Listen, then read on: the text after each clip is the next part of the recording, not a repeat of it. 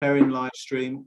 Okay, we're now live. So you need to click your little got it to continue with the live meeting. Once you've clicked your box, we'll be live. Pairing live stream. Okay, we're now live. So you need to click your little got. I'll mute that. It said, j'ai compris, I understood. So it's in French with me. I don't know why. But anyway. Super duper. What would it be in Belgian? It's the same thing. We've got two languages, you know, well, three, in fact.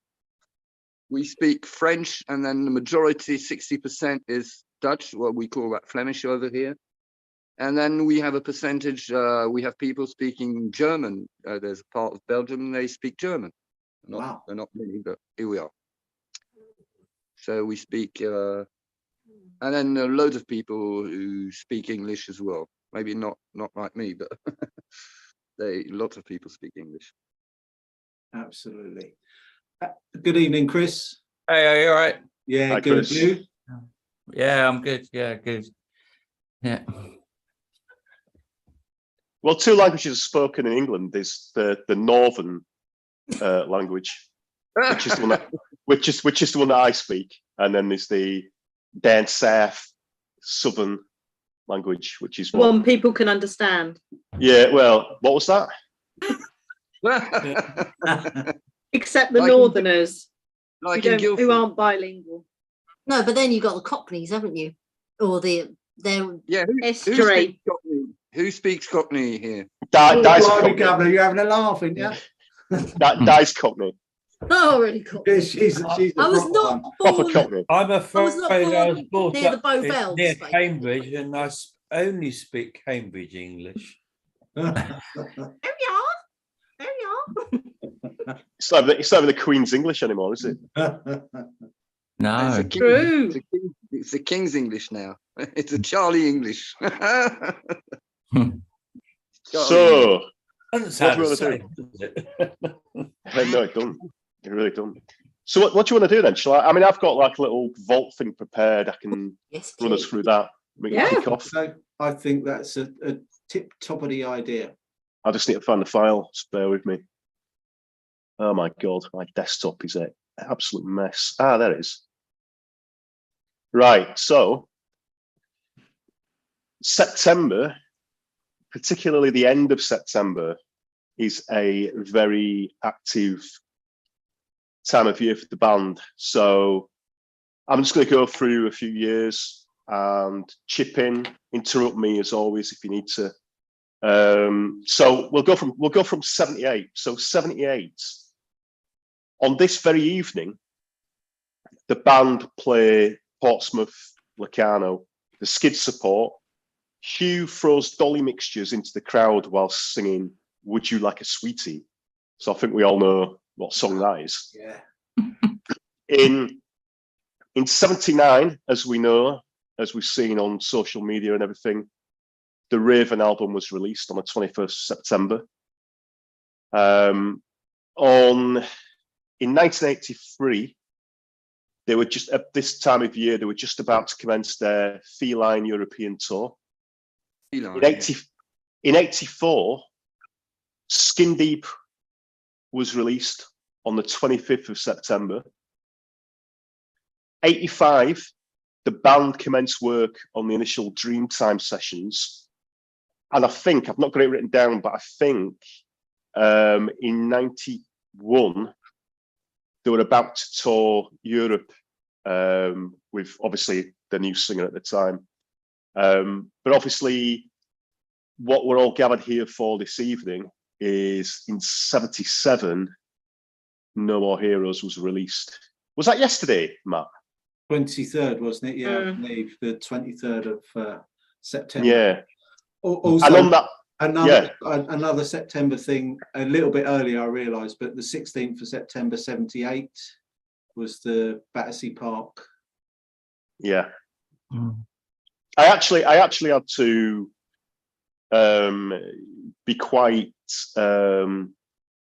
selective about what I was putting in the vault, because it was just like, honestly, like every year for some reason, mid to end of September is crazy. So Also, as well, when No More Heroes was released in '77, on that day, the band played Bracknell Sports Centre, supported by the Only Ones. And I do actually have photographs. I'll post it in the chat window of that very evening. So let me send you this. And that's the vault, really. Woohoo. Let me send you this so we can all see it. So that's going in the chat window. And that's the Bracknell Sports Centre that were played on the day, or well, on the evening of the day that No More Heroes was released. So there we go. Awesome. So as is custom at the Raven Inn, Great pictures. we'll do a I'll share that link on the YouTube comments so that people. yeah. Okay, I thank mean, you. I don't think there's anyone apart from us on there at the moment, but you know. Yeah, where's everybody, in fact? In Northern Ireland. Mm. Eating tato. They better be right potatoes, and them potatoes right. The crisp of the national obsession with that crisp. So So those yeah. photos were available to buy at the time, weren't they? Because I've got that set. Yeah, that's right. Yeah. Yeah. Really? Yeah, I've Yeah, got I that. think- Yeah, I've got it Who, up. who sold them? I don't know. It was Well, whoever took them, I suppose. Yeah. they were it was advertised in Sounds, I think. Yeah, I remember buying a couple of pictures of JJ and Hugh at Battersea Park. I can't remember where I got them. Must have been down Portobello Road Market or something like that Mm. on a Saturday. I mean, they're Coffee good. alerts. They're good when you consider how many pictures are taken at any gig now Absolutely. and how difficult that was. Yeah. Yeah. Well, yeah, absolutely, for sure. You know, I mean, it's bad enough trying to get a picture on a phone when you can take, dozens without thinking about it, and get your camera into a gig back then, the lighting. I mean, the colours on this are great. I mean, maybe Mark's the expert. I'm just loving it just for the, it's like, holy crap, these exist.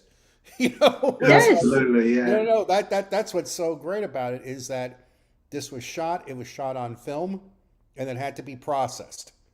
And I'm looking at these pictures and they could have been taken yesterday. Yeah. That's what's so good about it. Absolutely. Yeah. Yeah. Well, I think at least 4 of them were on my wall for years. So, and they're still pretty good now. They're still in good. Mark, they're still in. They're still like the day I got them. Incredible. They're definitely not the Men in Black, though, are they? I mean, Hugh's the man in red, and JJ's the man in denim. Triumph. The Men in Rags. The men who need you to buy their album. Definitely. Yes. Sorry, Charlie. God, Martin. Sorry. Martin, yeah. I think we said the men in. I wasn't sure they said the men in rags or the men in rugs. Rags. No, Well, probably the men with rugs back then. Yeah, in the we're on this 70s. language divide again. Well, before we move on from the vaults, we ought to raise the glass, hadn't we? Yes, we should. Let's do our normal salute to absent friends. So with every Raven Inn, as you know, we always raise a glass to Dave Greenfield. Dave. Somebody really Yeah, special. Dave. And I think it wouldn't be the same if we didn't say a word for, we've had a big historical upheaval in this country recently. So it's a word for Her Majesty Queen Elizabeth. Yeah. Her Majesty. I thought you were going to say Lord Lube has left us, so Well, let's have a raise for Lord Lube, who's not present tonight. Like Lord So Lucan. absent friends. Like Mm. Lord Lucan. Indeed. But where's Lord Lube? I think that was a campaign. Where's Lord Lucan, wasn't it? I think we're going to have a Where's Lord Lube thing going on. He'd probably admit he's in the sewer as well as the cellar. Though, Snorting Argos catalogues. yes. You haven't locked him down there to keep him out of it up here. Till he pays to come out. Yeah, yeah. He's got to settle with Jill before he can come out. Which is So a yeah, light-hearted warning to you all. so what do we want to do then? So basically, I think we can easily go around everybody tonight, that's for sure, because there's not Sure. that many of us. But obviously, go on, Jill. I was going to say, I've been having a look on all the comments on the Stranglers official on the announcement about No More Heroes being old. And I've been through the comments, and of the people, like 8 out of 10 cats, of the people that committed to answering in some sort of shape or form whether No More Heroes or Rattus was the better album, or people who sat on the fence, 226 people seemed to say one thing or the other. And 28.3% of people considered it to be a tie between the two albums. So that was 64 comments. I'm not saying this is absolutely accurate, but I am going to just one decimal place with this. The votes for No More Heroes, there were 21 people said it was better. So that was 9.3%, and a massive 62.4% looked like they were on the side of Rattus. Oh. Yay! Well, you've clearly set your side of the camp out, Jim and Jill.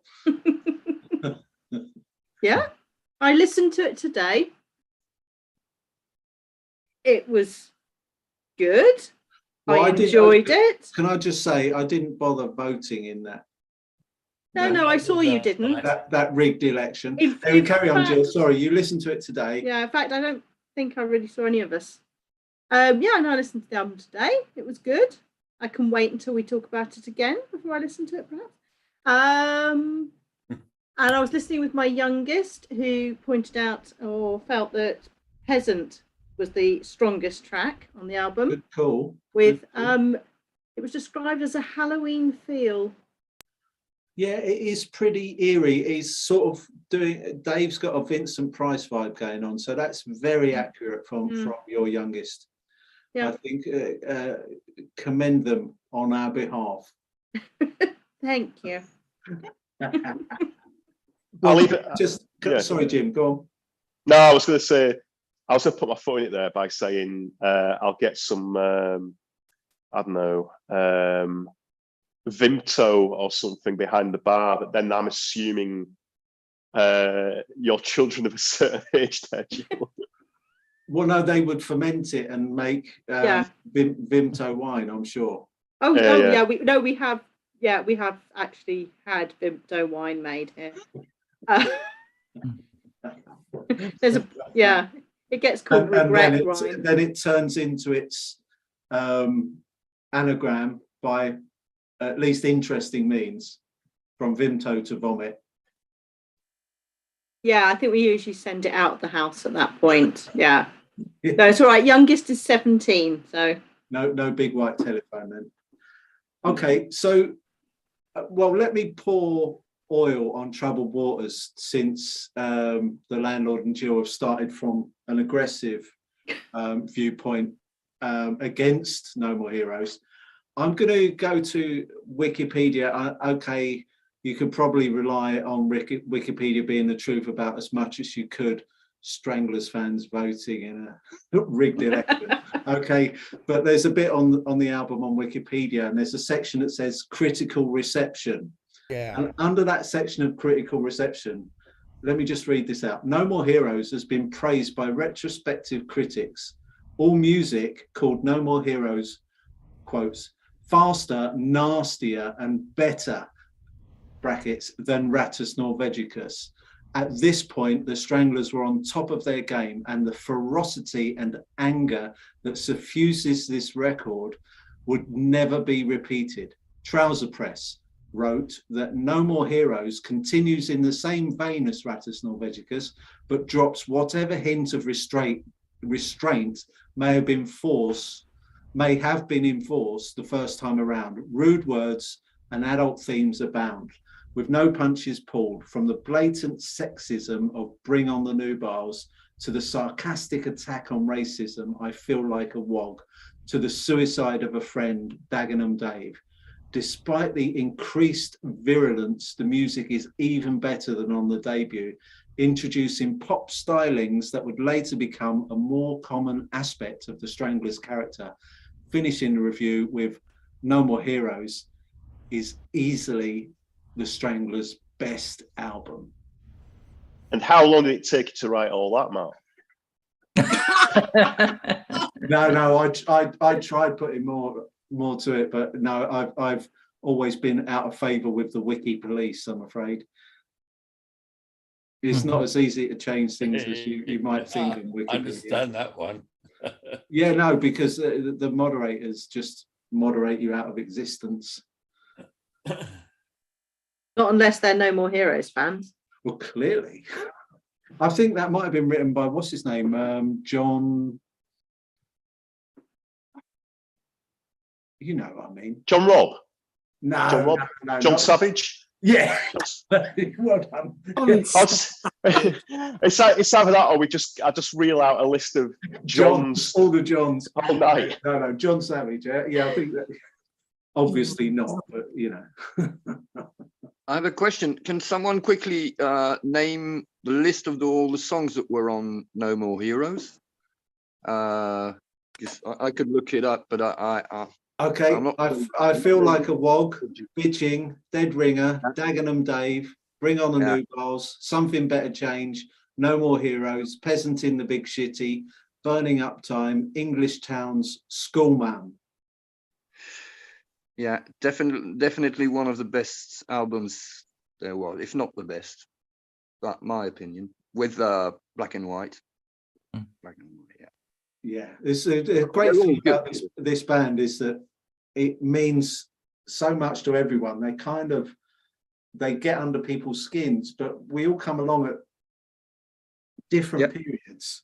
Yeah. And you know, like my nephew, for example, his favorite albums are Baz era stuff because that's where he's been to see the band. You know, Yeah. Right. going backwards for him, he likes the stuff, but his favorite time is Sweet 16's his favorite album. Yeah, understandable. Yeah, absolutely. Mm. Absolutely. Which And, leads. Yes. Sorry, Kerry. No, I was just going to say that leads me to an interesting question though, which is, do you think all of us on this call today, if we hadn't heard No More Heroes, do we think if you went out and bought it and listened to it the first time today, it would still have the same impact as what it did when you went out and you first listened to it when you were a teenager or whatever? Because I don't think it would. No. Well, Can I say? I mean, that is kind of a loaded question because I did listen to it when I was 12 or 13, and you know, I'd never heard anything like that. I mean, I found it quite scary to listen to. It's just like, whoa. Took a little while to get used to that. So we're all a bit older and longer in the tooth. So if you heard it now from someone new, I don't think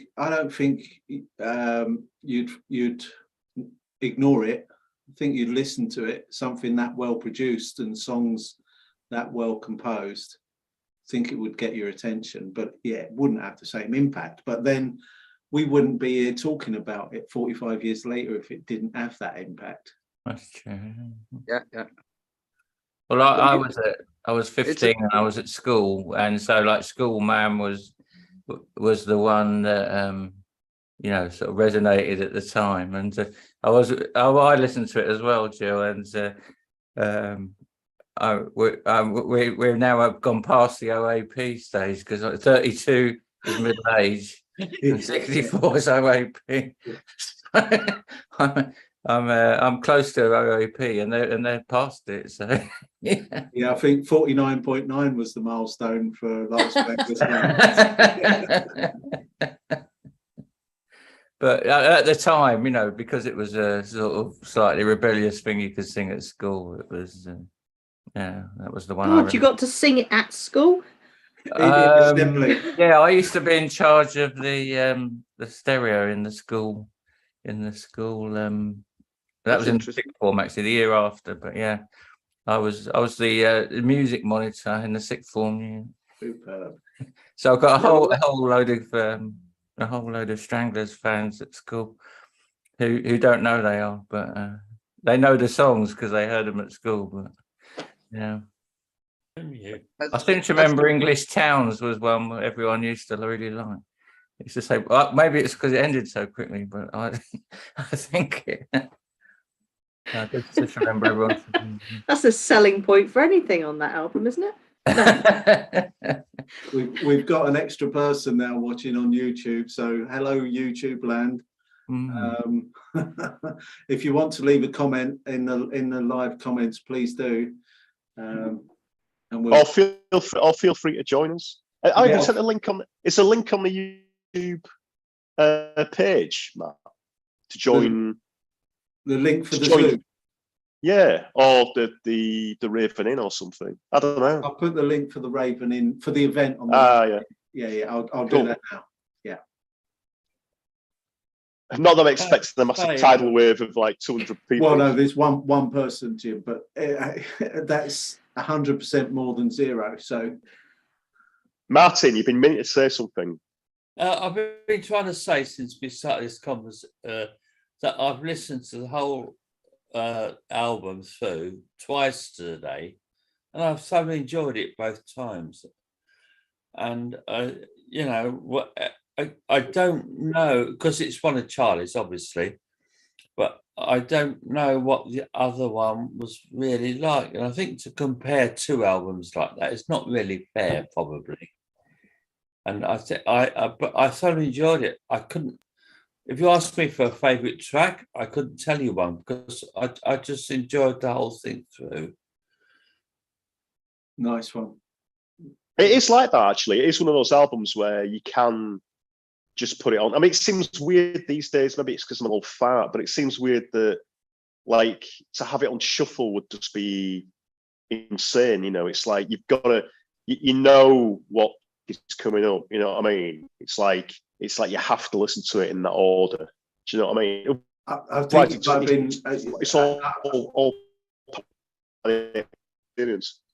Yeah, I think you've got an absolutely great point there, Jim. So again, great point. It definitely is a piece from start to finish. There's not so much of that these days. Like oral sculpture, for example, you could stick that on shuffle and it's like all's cool, right? But whereas Heroes seems like you're being a little bit disrespectful if you don't listen to it from, as a whole, from start to finish in the order that it should be in. Yeah, from Eye Floor to School Mum. Yeah, exactly. Yeah, ringing out with School Mum. Yeah. Speaking how I felt, I didn't want to switch it off. It was like a story from the beginning to the end. Yeah.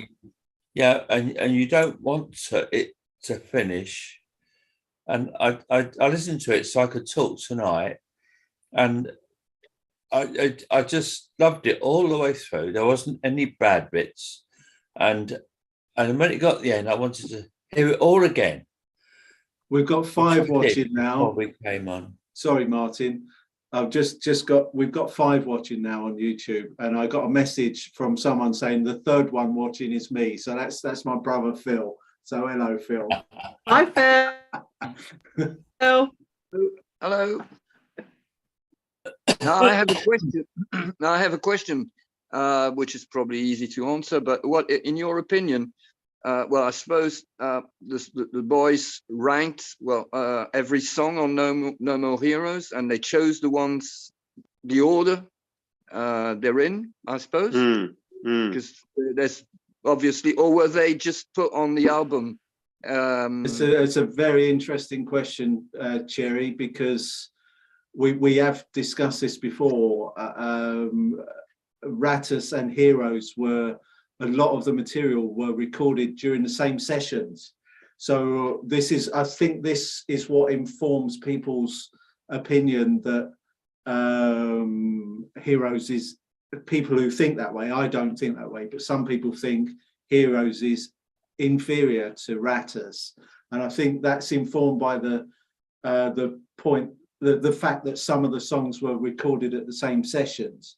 So they then follow that up with saying, oh, but No More Heroes is just leftover stuff from Rattus, stuff thrown away that wasn't good enough to be on Rattus. But I don't think I don't think it's rubbish, exactly. It's just that the band was so freaking creative at this point in time that they had stuff coming out of their ears and they couldn't fit it on one album.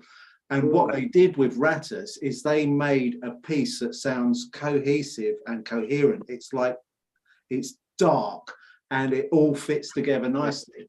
And where it changes with Heroes for me is, yeah, it's not as dark as Rattus. Sound, I'm just talking about the sound. I'm not talking about the content, because there's plenty of dark content on Heroes. But it's just sound wise, the sound is brighter. And other people have said, you know, they were probably trying to turn the guitar a bit more prominent and a bit more raw sounding because of the punk thing that was happening at the time. Yeah. And that is evident. See that At the start of bitching, you know, ba ba da ba ba ba da and that. So yeah.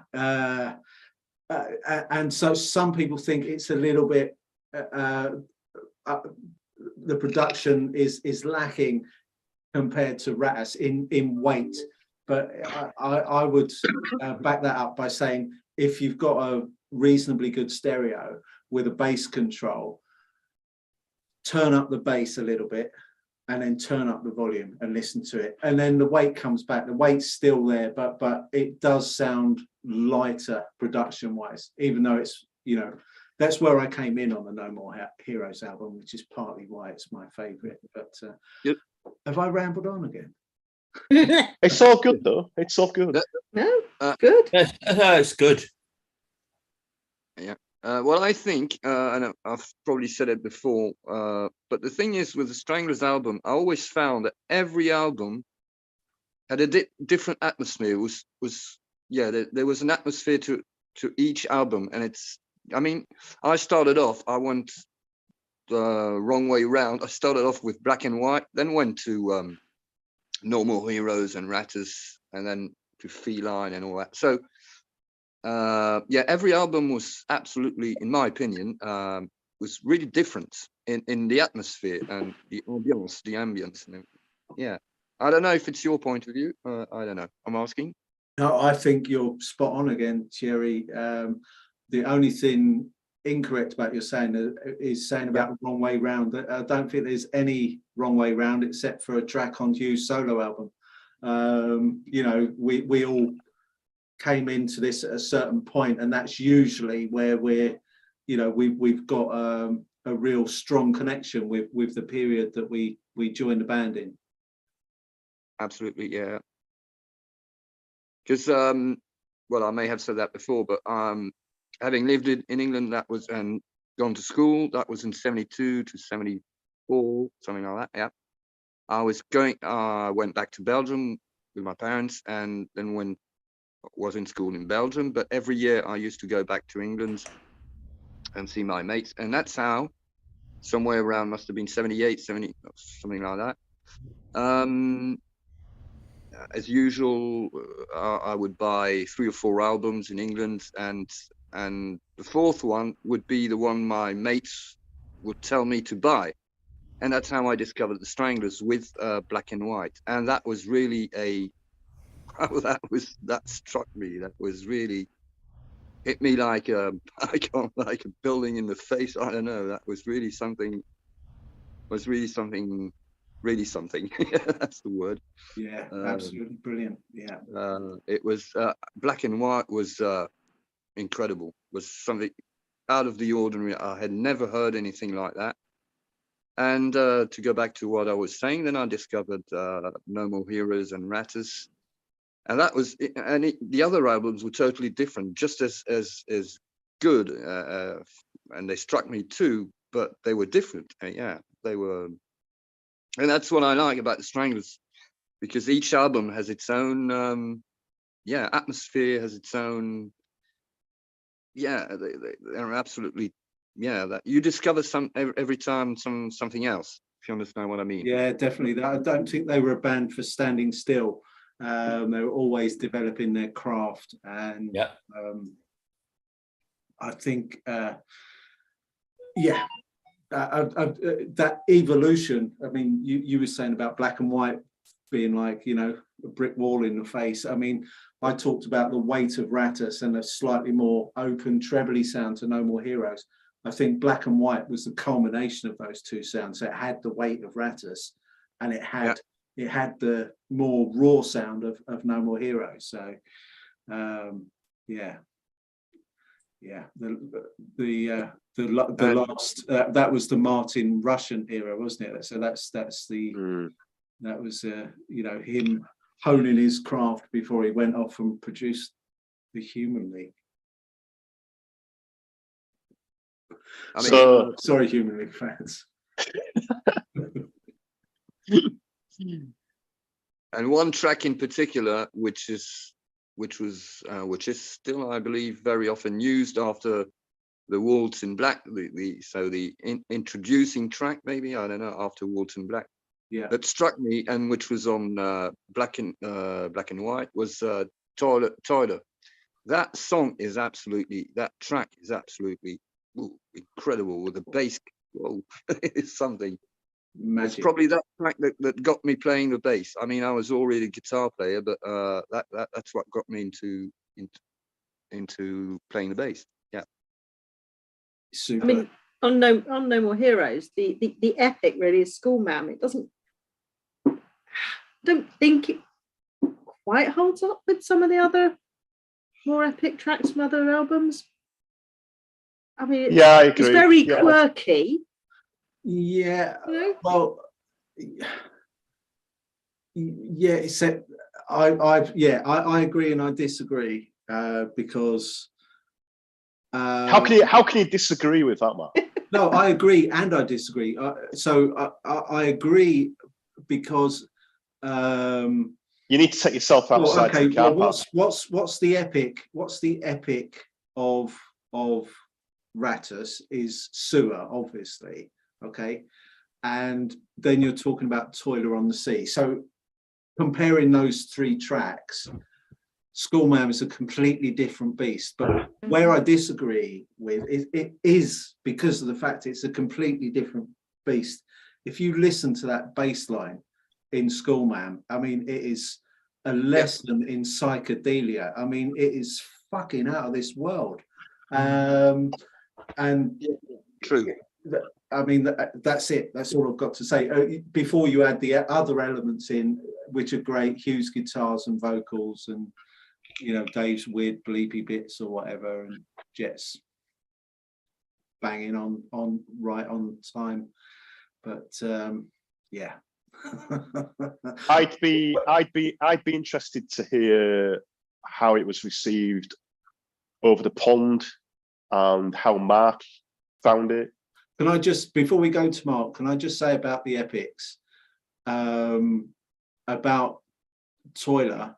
That's actually the last track of side one, and the end of the album is Enough Time, because it's Black and White. Oh no, yeah, Toiler is the epic. It's the end of side two. Yeah, thank you. Everyone agrees with me. Sorry, I usually get it wrong. So Black side first, White side second. I don't know why. You'll get away with it on that track order. one. Yeah. Sorry, Mark. Over Over to you, to Mark. Again, it comes down to myself and two friends from high school, one of which actually lived not only in Greenwich Village, but literally kind of lived closest to CBGB's. And I remember wondering, there were just certain things you have to be from the UK, to, I guess, to understand in the album at the time. I was only 17 when that came out. And I think it was early in the year too, right? Yeah, it was. But Gesundheit. I remember school mom. I was like, "What the hell is this about?" It's like, what's going on here? What's this thing fascination with this teacher? Um, but considering what else was going on, I mean, again, yeah, you could pretty much feel the anger in this album. It was like, uh, and again, it was one of those things that, considering what else was going on around me, it kind of fit in pretty well, actually. There is one thing I want to add of interest. There is an American author, Eric von Lustbader, I think. He Lustbader, right? He's now the writer of the Jason Bourne novels, but before that, he had a successful series of a character known as the Ninja. And I'll never forget sitting reading a book, and there's this really tense chapter where the hero is being stalked and stalking in a music club, and he's writing the lyrics to what's playing over "I Feel Like a Walk." I'm like, what? I'm like flipping, and it's like, Wow. well, then I find out a little bit more about this guy's background. He used to write for Cashbox, and he was a writer also in the music industry, apparently. So I guess he liked the Stranglers. Amazing.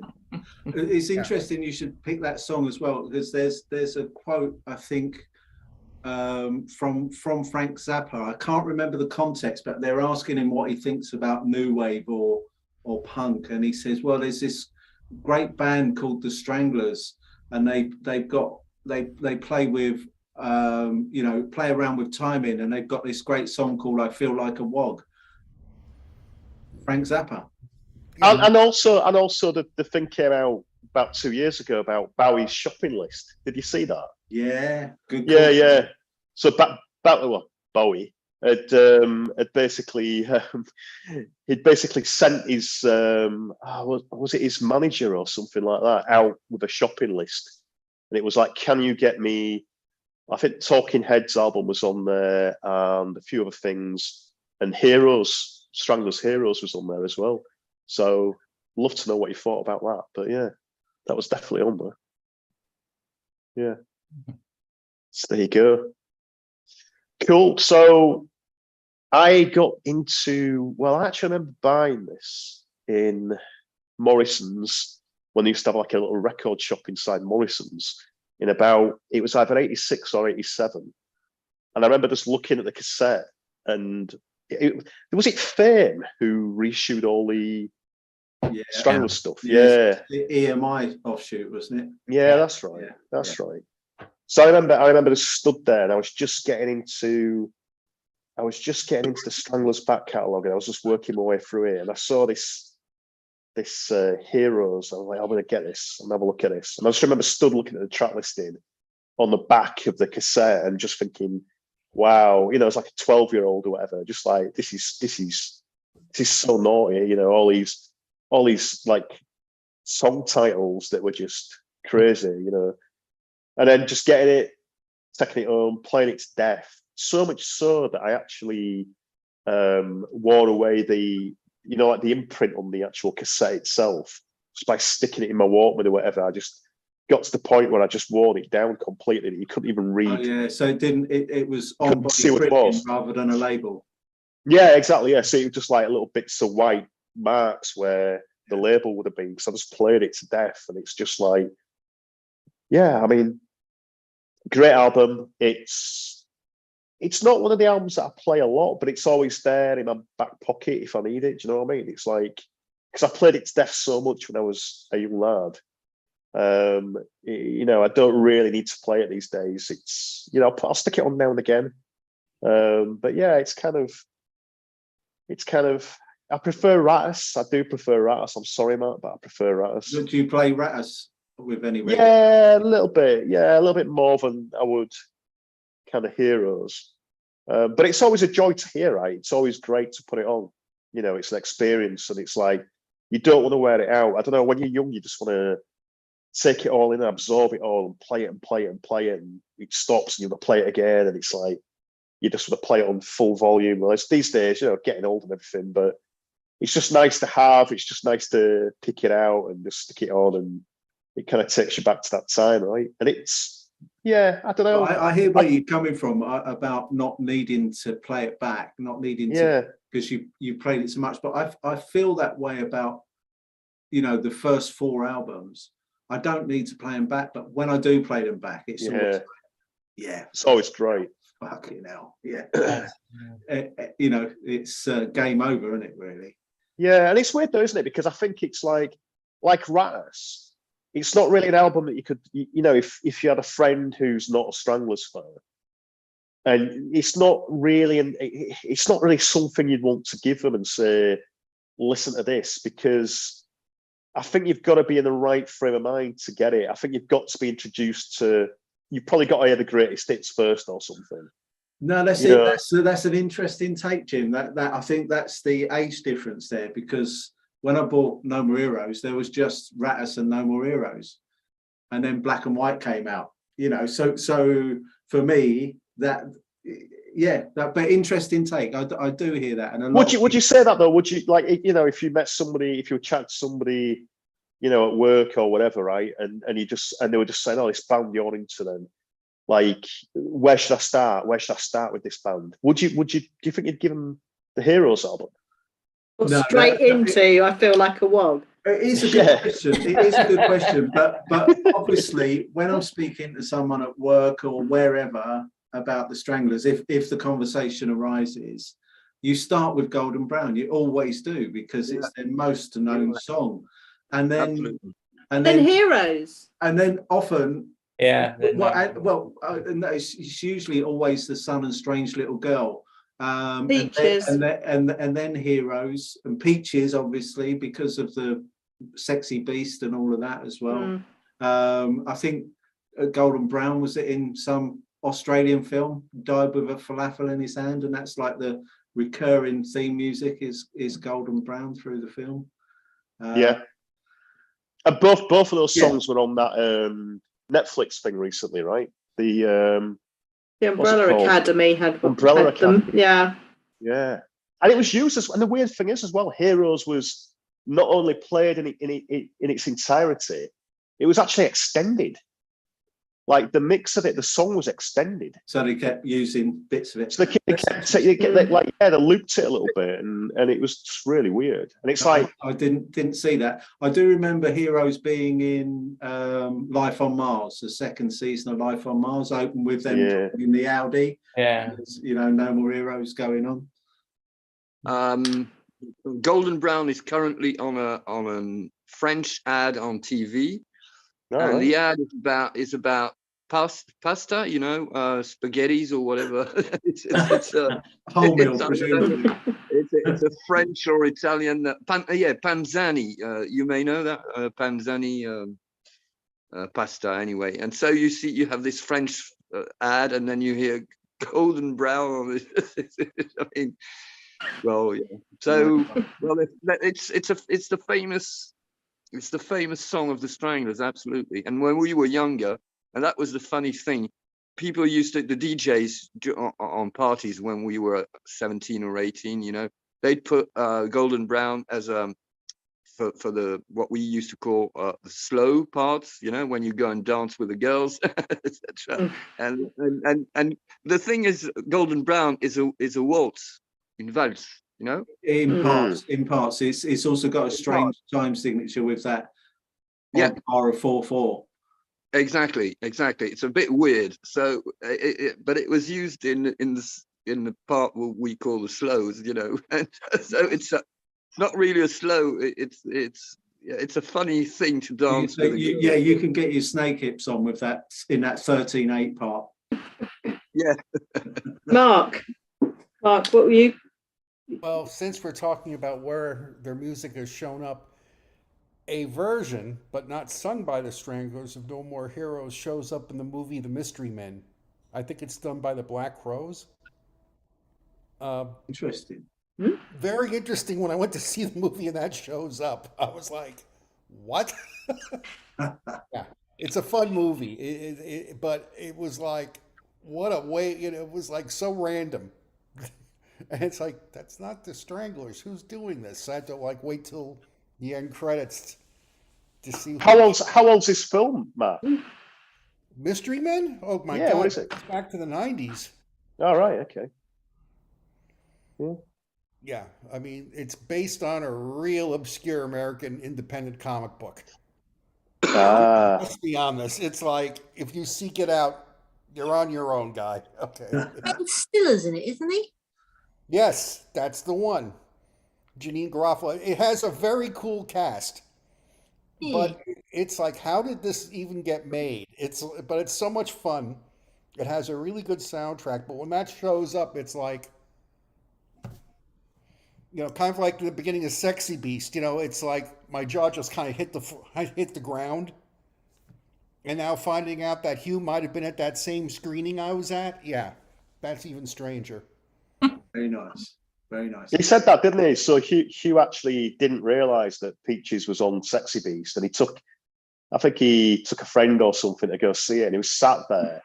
And the opening scene, it's just like, obviously, all of Peaches is played pretty much from start to finish. And he was just sat in his seat, just like gobsmacked. That they'd used this. Yeah. Just like they'd used this. They'd used Peaches like in its entirety. I don't know if you can. Oh yeah, what's that? Strictly. Oh God, stop that! Oh no! Why are you doing this to us? No, we need to be respectful. Rest in peace. It's the presenter. Oh, it's the guy. It's the news guy, isn't it? Yeah. Oh, yeah. But in Jim's defence, what they did do to that is they completely got rid of the 13/8 part, and they just forced it into waltz time, and they got rid of that, because 13/8 is 3 bars of 3/3 and a bar of 4/4. So 3 3s and 4 is 13. It was in Bill's defence, he loved the song, but he realised that the timing was not quite right, so For a waltz, it was going to be a bit of a tricky thing for a waltz, basically. Good call though, Chris. And while we're adding a bit of music, do you mind if we just go for a quick word from our sponsors, and we'll be back in 2 shakes of I Feel Like a Wog.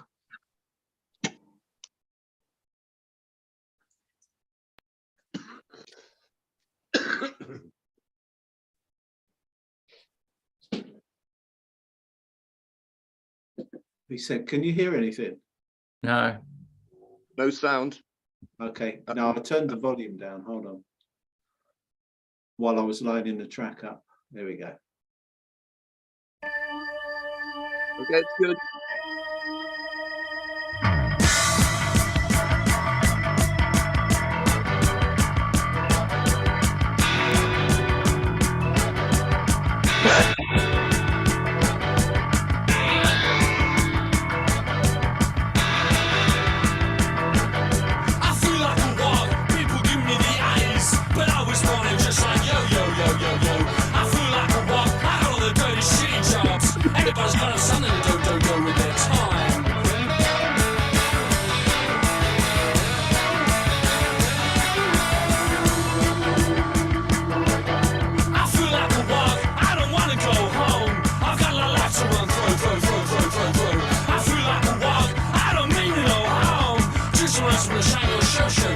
Shows.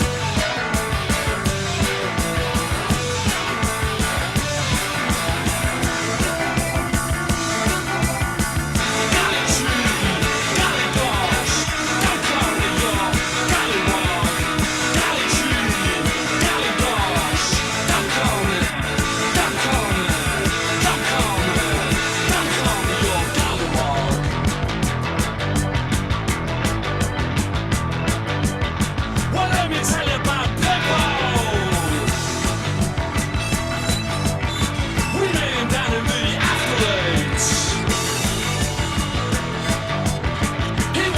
the song Lego. But we said, mister, you just got to wait. You got to wait. You got to wait. You got to wait.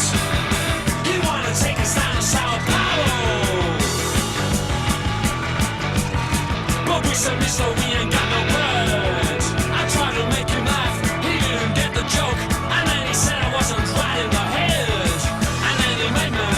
And then he made me. And then he made me feel. And then he made me feel like. And then he made me feel like. And then he made me feel like. You know I feel like. You know I feel like. You know I feel like. You know I feel like a wow. I feel like a wow. People give me the eyes, but I always wanted just like yo yo yo yo yo. I feel like a wow. I don't mean no harm. Just don't ask me to shine your shows.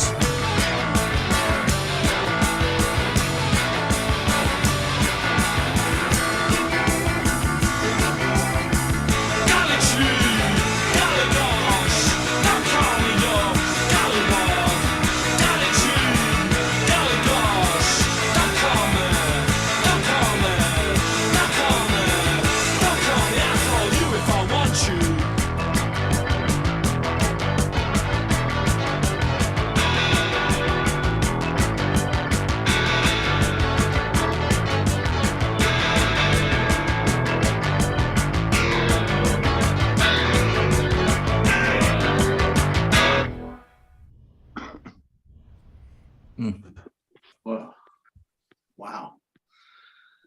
Tell you what about this song, I think it really sorts the wheat from the chaff when it comes to fans, because you get people say it's racist. Well, no, it's not. You obviously haven't been listening to the lyrics properly, have you? So there you go. Absolutely. Yeah, no, you're right. You're right, Di. It's a tricky one. I think some people say, oh, you wouldn't be able to write that nowadays, but it you know, you've got to have the context of what was going on, you know, all of the rock against racism and I think xenophobia. very there's a well reported incident of the band. J'en ai déjà mangé, tiens, c'est bien, c'est chouette. Je te mets directement dans le congèle ou pas? Sorry, Jerry, I'm going to mute you, Jerry, because We can hear everything. okay, yeah. I So thought he was singing La Folie. in Flemish. I'd like to add to that I just because they use the word wog doesn't mean anything bad. They're on the side of the people that are using the word wog about, not so yeah. Absolutely. What you're basically saying was Again, right. you know, with terminology, you do have to be quite careful because, I mean, if you are not of, I don't know, a certain origin, then you can't use the N word. Absolutely. It's an absolute no-no. So, you know, but yes, no, anyway. Yeah, Well, still, it's a top I song. mean, Top song. So the good The example energy of that song is great. was the Steel Pulse incident, where you know the band came to the basically stuck up for Steel Pulse, who was supporting them and getting a hard time from the audience, and the band went and sorted the audience out, told got them to behave themselves. I think it's a good point. I think it's a good point Di makes. Good point Di makes about the energy though, because like watching that live, I mean, a lot of people say the 10 tour was like a little bit, you know, boring or whatever, but I remember seeing that on the 10 tour, like not on a YouTube video, actually being there, and also 92 or 91, I think it was, and like Christ, the energy on that was just horrendous. If you were in that crowd, I mean, it was so energetic. It was just like so quick and just in your face, and you know, get in there, get it done, and kind of get out of there. It was just so good and so exciting to sort of witness as well, you know. Yes, I mean, you made the point. I mean, I've come to sort of like obsessive Stranglerism quite late in life, but you know, and you're right in that you're saying that there is No More Heroes isn't as consistent as, say, Rattus or Black and White. They're, you know, as in, how can I put it? I can't quite put my finger on it, but there's a sort of, it doesn't flow as well as the other two, but it's the energy in that album is off the charts. Yeah. Which is completely in its favour. And, you know, and some of the tracks released off it are part of rock history. You know, before, I mean, I knew No More Heroes, but I remember singing it in the office when it was on the radio once. And some Australian woman was laughing at me because I was singing it in a really heavy South London accent.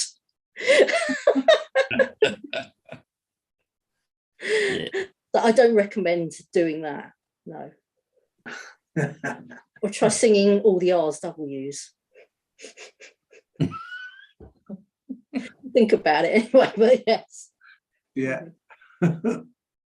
But when I'm talking about School Mum, it seems like it is I don't know if you would argue against it. It's a classic 70s track in that it's got, you know, it sings about school in a dark way, really dark way. Yeah, Alice Cooper.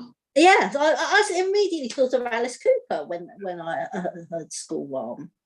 You know, a theatrical dark way as well. Yeah, You could Pink Floyd. Sorry, Jim. No, I was going to say Pink Floyd as well. You beat me to it, Matt. Yeah, just, you know. Yeah.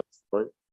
I really don't care for the song Brick in the Wall. I really don't care for it. And people. It was so big at the time, though, wasn't it? I mean, it's annoying, really, because I remember that being out, but I can't remember Heroes being out. No, I know. I was a nipper when that was out. I was a wee. Yeah. Yeah. Do we know whether the word Shakespeareos was a total Strangler's invention? Because people actually use that, you know, like in normal life now. You know, like, I think there's even a band called the Shakespeareos. Yeah. The guy out the Vapors. Yes. Well, that's where Charlie is tonight. Chris. That's where Charlie's tonight. Gone to the really? Yeah. Really? Jill saw A him local band in Weymouth. Polyfest. I saw him in South London at the Polyfest. Oh, really? Okay, cool. Yeah. Interesting. I think it's your question, Chris. It's sort of like a typical Hugh fascination with mangling language and words. Yeah, absolutely. And it was their pseudonym for their secret London gigs when they were banned by the GLC. They either called them Shakespeareos or the Old Codgers. That's right. Yeah. The Old Codgers. Yeah, I remember that. Yeah. I remember hearing an interview once where back in that day where Hugh Cornwell described the band as old men enjoying themselves, and now that was 45 years ago. So I wonder how he would describe them now. I saw some comic strip throwback about it, and Dawn French, her character, was talking about Hugh Cornwell. I just happened to have a chance to point out. I can't remember what this comic strip thing was called. And she went, and you know that Hugh Cornwell, he's 32, he is. I was like, yeah, you know, he's up for a pop star, and yet he's still going. Oh, if only they could see how things are now. You know, this isn't a Stranglers thing, but I just remember absolute crap. And I remember watching Little and Large back in the early 80s, and it wasn't Stranglers related, but they were laughing at Kate Bush. They were saying, like, have you heard that song in the charts? And it got a laugh. And Little said to Large, can you imagine in 20 years' time anyone doing that? And everybody laughing. And, like, you know, like... It's how wrong could they have been? Yeah, in 20 years' time, people are going, who's Little and Large? Well, exactly. Yeah. all the Kate Bush fans. But there you go. No, Little and Large were quite funny. They were very much of their time. In their time, yeah, absolutely. Yeah. Remembered fondly. Yeah. Indeed. So have we got any more on No More Heroes? Well, Matt, you need to give us the gushing kind of review and how it's changed your life and all that sort of stuff. He's done that. That's all he's done all evening. I think he went down to the vaults to see if Lube was there. But no, I will say again, you know, it was the first Stranglers album that I bought, and yeah, to be honest, listening to it on my own in my bedroom, 12 or 13 years old, it was, you know, it was a bit creepy, a bit scary, but you know, obviously compelling, and very quickly became, you know, the point of no return. 6 months later, I was begging, stealing or borrowing bass guitars and things, and yes. So I'm going to read out something. So one of our absent members tonight, Duncan, has written a nice comment on the event in the invite to the event. I posted up about the YouTube live stream, and he's replied to that. So if we're all okay with that, I'll read out Duncan's comment. Yeah, definitely. Okay, so to quote Duncan, No More Heroes is a fantastic album. It is side 2 of Stranglers 4. Whilst Rattus was laid down in the studio, it needs to be remembered the live set of early 77 already included Dagenham Dave, Schoolman, Peasant, Heroes, Wog, Something Better Chains, Bitchin'. This was before Rattus was released. Just imagine if the band had released a double for their debut, already ostracized because of their musical prowess, including keyboards. It would have been too much for the scene to deal with. Such a majestic slab of vinyl, perhaps the pinnacle to me of unplayed Mark I numbers in the set, save for a soundcheck appearance, is English Towns. I'm convinced to this day it did get played. As for the autumn tour for No More Heroes, for me it was the Fiesta in Plymouth, 3rd gig that year, and already setting a precedent for future years. Already the band were refusing to sign records as they didn't want to be seen as pop stars. Dave did sign Choosy Susie that night on the Quiet, plus my Celia 7-inch. Tracks of my life. There you go. So Duncan, thank you very much for that. Yeah, very good. Yeah, so yeah, does that feed into the Leftovers, or does it just show you how much they'd worked on those tracks by playing them live, you see? I mean, they could never have put that together in the time between Rattus, you know, in that short space of time, and come up with something that was actually as, you know, worked on as that without that playing live. Yeah, so but rather than absolutely the Leftovers thing, they certainly were existent tracks, but they're not cast-offs by any means. Not if they kept playing them. No, absolutely. And the only new song written for the album was English Towns, wasn't it? Really, that was it. There might have been another one. What's the album? Dead Ringer, which was one of my favourite songs. I mean, it's a madly prolific time in the music industry, if you think about it, because they were, you know, but they were released within the same year, weren't they? Within the same 12-month period. It was Rattus and No More Heroes. And it wasn't an unusual thing to do back in those days. The Beatles did it, Elton John did it. You wouldn't think of that sort of thing going on now, though. You'd think it'd be absolute madness now. Wasn't Black and White released the following April or something? So, you know, within 6 months they released Black and White. You know, it's bonkers, isn't it? It's crazy. Well, you think like a band these days, they'll release an album, they'll tour it for 2 years, and you know they won't even think about releasing another album for. But then that's how you make the money now, so it makes the difference, surely. If you're going to make the money from the tour, you have to work that tour for as long as you can. Yeah, rather than from the vinyl. Yeah, I think it was. Yes, the differences between how the music industry was then and how it is now, but also that it's how the music industry was then was that the record companies didn't think punk was going to last, did they? So they were happy to push. push to push the bands to have greater output while they're they were still shining brightly. Yeah. I guess then that asks the ultimate question then, doesn't it, as to what would they have been like if they'd have just done Rat as Heroes and Black and White and then just exploded? Which I think isn't that what the management wanted them to do? I think what management they were trying to get them to split up or something, weren't they, or something? If I remember. There was some talk about that with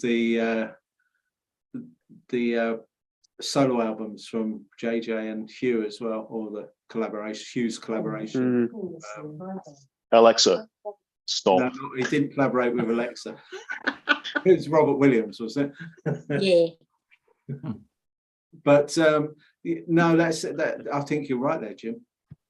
Jim, you just reminded me I was on a work call when somebody said, "You set an alarm for 5 Alexa, can you set an alarm for 5 minutes?" They were talking to their Alexa to remind them they had to do something in 5 minutes.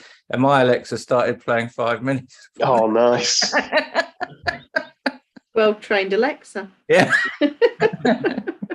Actually, did you see Alexa to do something? Did you see that though? Did you see the who was the guy? Jeremy Vine, I think it was, wasn't it? Where he posted on social media a video clip of him saying the name of the popular Amazon media device, and asking her to play No More Heroes, and she played something else, another song, No More Heroes song, and he was just like, it was like, what is the world coming to? Just absolutely appalling. Yeah. Sorry. Alexa can be a bit of a unyielding. That's why I don't have this sort of thing in my house. I certainly won't have them listening to my various ramblings. It'll probably just be blah blah cat blah blah. We've got another comment from one of our absent regulars who's been absent for some time. Mully, no more heroes, you say? Fuck that. Prefer to be at a gig listening to it live. No, how rude. Well, he is in Belfast, so Presuming he is. Well, it's his manner. Indeed. How dare he? When you say manner, I'm not sure which spelling you mean, but yes. Both, probably. Something that changes my ringtone, by the way. Yes. I think we had a couple more comments of people not turning up. I think this is the least attended one we've ever done. I think it has to be. Right? Was it to have it on this day? Yeah. Do you know whose idea was that? It was yours. It wasn't mine. Wasn't anything to do with me. I suggested it, but it doesn't matter, does it? I think it was somebody who's not even here who suggested it. Where's Lord Lube? Okay, Honestly. so we've got Lynn Ainsley. Oh, Jill, I'd love to, but as usual, I can't. Have a great night, everyone. Kiss. So that's from Lynn. Mark Bass, I'd like to, but can't confirm. Okay. Yeah.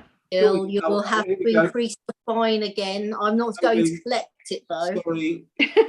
Yes, Di, you need to be on a retainer for the collection of the non-attendance fines, and we're going to be raking it in today. And I thought the queue would be longer, but Matt and I both enjoyed our free Baby Sham and Dubonnet chasers, or at least I enjoyed the one that Matt would have got if he drank it. And there may be such things up for grabs in future, so people should just turn up. I think they should. I think they should. I think maybe Anthea Turner should come, because oh, there's me and Hugh. Oh, hang on. Yeah. There's me and Hugh. There. And there's me and Anthea at the same gig. Awesome. Anyone know that Anthea Turner was a Stranglers? Can we see the Hugh one again? Yeah. Did Hugh have a sniff of Anthea Turner? He was surprised she was there. He had his photo taken with him. Yeah, his photo taken with everyone. Yeah, he that night he was. I don't know if it does. He always not shake hands, because that night he was saying, "I'm not shaking hands with anyone." And Fair I play. don't know- It's a germ-ridden society. yeah. He said everybody Actually- came up to him. He said, "I'm not shaking hands," except Anthea Turner, who obviously had cleaner hands. When I met him last year in March, we actually did a fist bump, which was just the most surreal, probably one of the most surreal moments of my life. Just meeting Hugh and just doing a fist bump. Very strange. Yeah. But I think I said it on the first one I ever joined in on, was that when I was talking to him once after a gig, he was really surprised that I once took a photo of him to the barbers and asked for my hair to be like that. And so he was like, "Well, did you have curly hair?" And I went, "No." And but he was like really taken aback by it. You really took a photo of me to the barbers? And I said, "Yeah." Man, that's dedication. No. Dedication to the strangling cause. So let's have a quick roundup. Favorite track off of No More Heroes, Jill. Do you know, I think it has to be a Feel Like a Wog. Understands Jim. live. Bitching. Yeah, bitching for me. Martin. I haven't got one. I like them Le all. truc, on a été là, comment ça s'appelle, là, le magasin, on a été chercher le pinard. C'est là que je dois aller Sorry, chercher. Je crois, I'm gonna le mute paquet you, de Benji. Jerry, because Désolé, je sais we pas can quel hear you. produit. on- Il a un paquet là. Cherry's got his neighbours come round after you played a Feel Like a Wog. Mark, favorite off Heroes.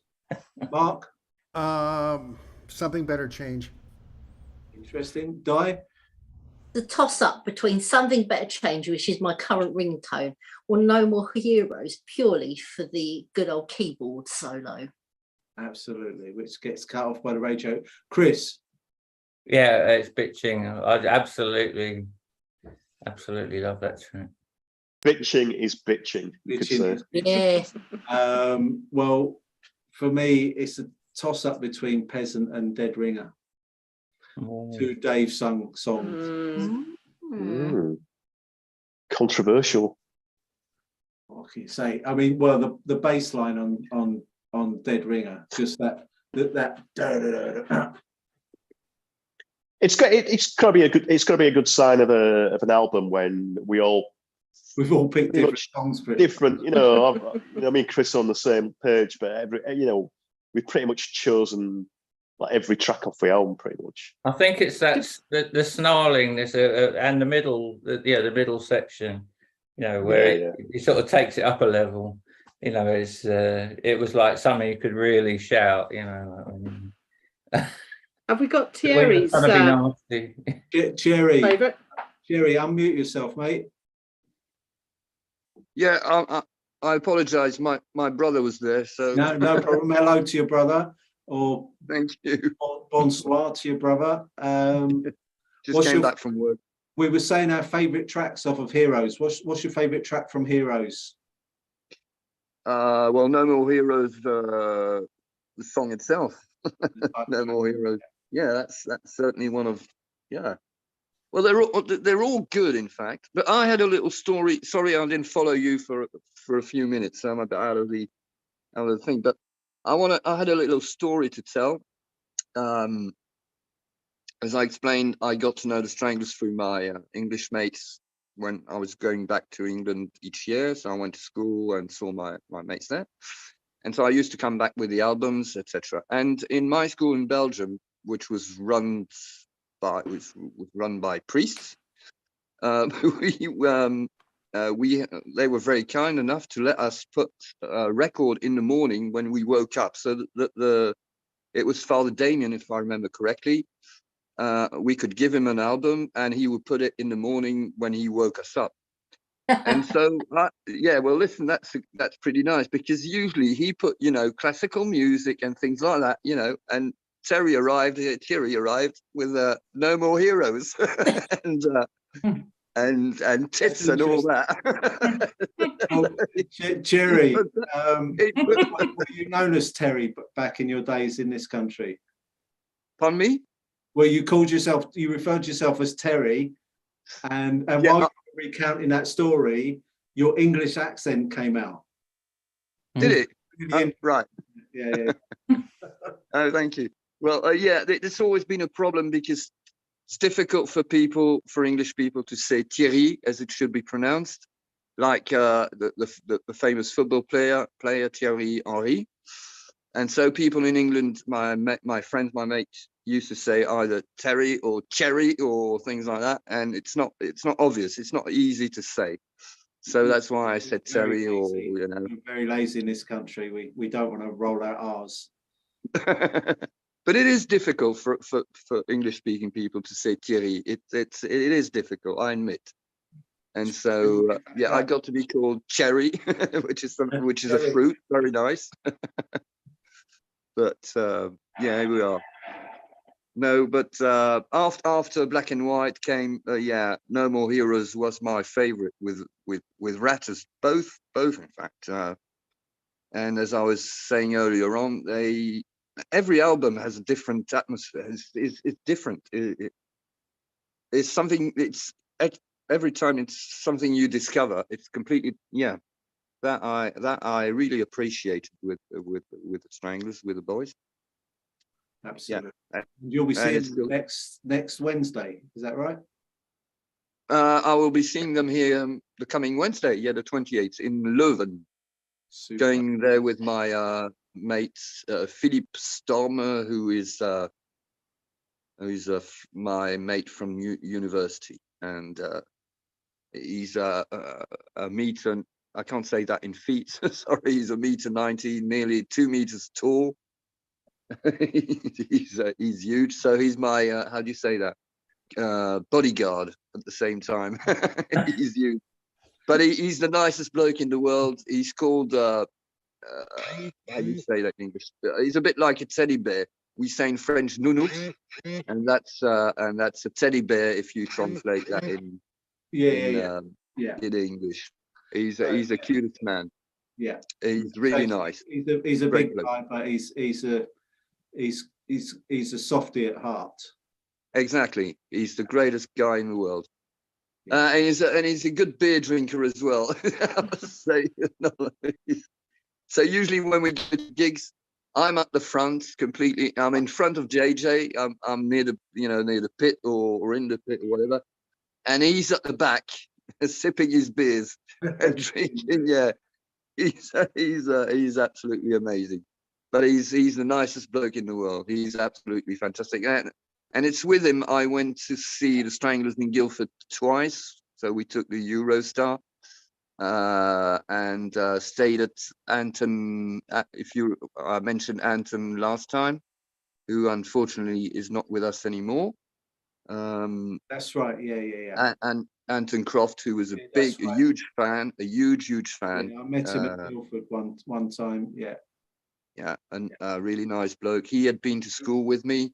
You were probably there, yeah, very sad for me that when he left us. Yeah, well, that's life, I suppose. And yeah, but hopefully we will, with my mate Philippe Storm, hopefully we'll be able to once again go back to Guildford and stay. I've still got friends from those years back in 72, 74, and one friend of mine called Andy Mitchell. He's no Stranglers fan. He likes the Stranglers, but he's not in the groups and that sort of thing. So I've been invited, and he said to me, "Well, come over, stay at my place." So hopefully I'll be going to Guildford in maybe next year. Why not? That's it. Voilà. Well, maybe we'll catch up at a gig or something if you're around for Hopefully, yeah. Something. Yeah, that'd be good. So I think we've lost Martin. Yes. Don't know what's happened there. He might have waved or something, but should we wrap up? Well, I was just going to say we have another word from the sponsors, and then say our goodbyes? Yeah. Okay, so I've got Peasant in the Big Shitty lined up, but I'm happy to put it to the vote. We happy with Peasant in the Big Shitty? Yeah. Hmm. Yeah. Yeah, it's great. Super duper. Okay, here goes. A little bit of Dave and Jet magic. Can I say something course. quickly? Thank you, Matt. No, I wanted. Sorry, I was away because of my brother coming back from work. But I wanted to ask you maybe for next time then about Battersea and what happened in Battersea and all that. It's you have still there's still this video which is incredible with these strippers and I want to know the story behind it. I know that it was JJ who had a girlfriend or something, and that's how they got strippers and that. But it's an amazing video because it's incredible. It's broad daylight. It's crazy. In fact, the thing is crazy. Something you wouldn't see today. You can't see that today anymore. It's absolutely amazing. Yeah. Well, why don't we do black and? Have we done black and white? We must have done black and white, right? A couple of times. Yeah, Great. yeah. Let's do it. Let's do it again. Well, yeah. I mean, we could talk about we could somehow work in a way that we'll build the Battersea Park gig into proceedings. Yeah. Maybe talk Okay, about great. their Events in Strangler history, perhaps. that's the one. Great moment. There are many spin-offs we could do. For example, we could do what makes a Strangler's song a Strangler's song, or what Fine. makes a Strangler a Strangler. Well done.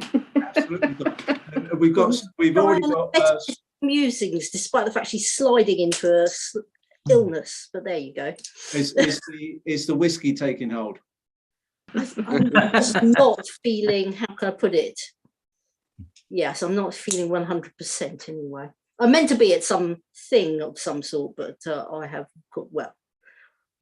Yes. Well, anyway. you've got to go where your body's telling you to go, haven't you? Really, but we're glad that This is a jolly pleasant place to be, anyway. Indeed. Yeah, those are good suggestions, Di. We've also got. I think we've had suggested the Stranglers numerology. I know Jill was quite up for that one, and I think Maren was all over that one as well. So we were gonna do cack and shite as well. Can you remember? black and white and cack and shite. No, we're gonna do cack and shite, which is gonna be the worst of the Stranglers. Your least. We're gonna spend 2 hours talking about Punch and Judy or Mad Hatter or something like that. What? When there's water and Mercury rising? Oh God! Oh, yeah, well, far too big. A come on. I'm always seeing people slacking off Coupe de Grace list. Cack and shite. Poop de grace. Come on. Coup de grace. That's the way to pronounce it. So Oh, I just said that in a really straight on South London voice, just to wind up as very usual. good. Right. Okay. Del Boy Trotter style.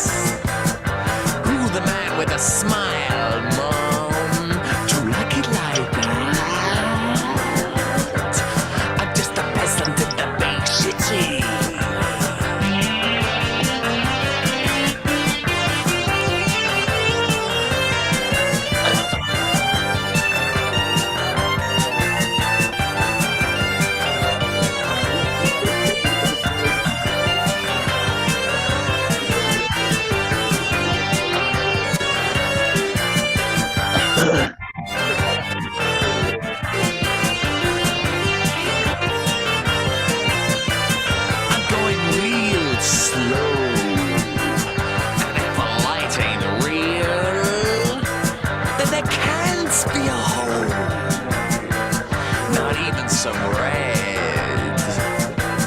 Do you like it like that? Do you like it like that?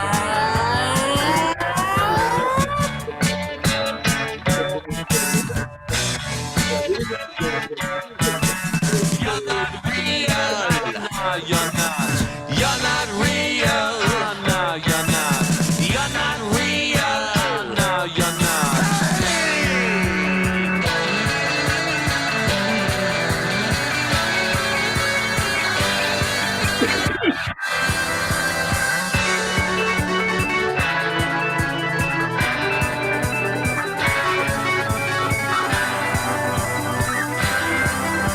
There be a strange garlic here.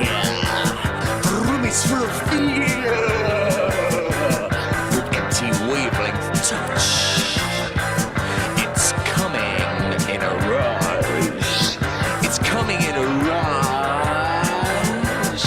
It's coming in a rush. It's coming in a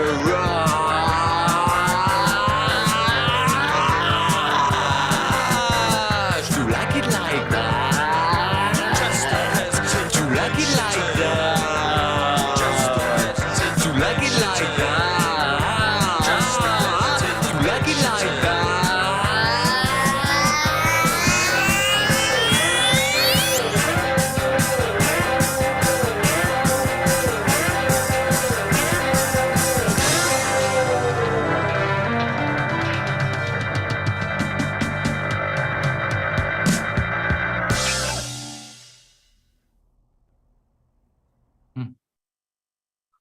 Wow. Quite Very a good. piece. Very nice. Thank you. Yeah. Thank you Yeah. very much, everyone, for joining in tonight. Oh, That- it's, Dice turned to a cat. it's Mimi. Yeah. It's Mimi again. Super. Yes, extreme close up of Mimi. Mimi. Mimi. She doesn't bloody care, does she? Anyway, Mimi sat up for Peasant in the Big Shitty. You may be pleased to know, Matt. Yeah, absolutely. It's Not feline. No. the lure of Actually, day. the European feline is here, but Very good. Very good. Well, Right. Right. See you guys. Yeah. I'm going. all right, folks. Until Thank you. next See you all. you. Bye. Till next time.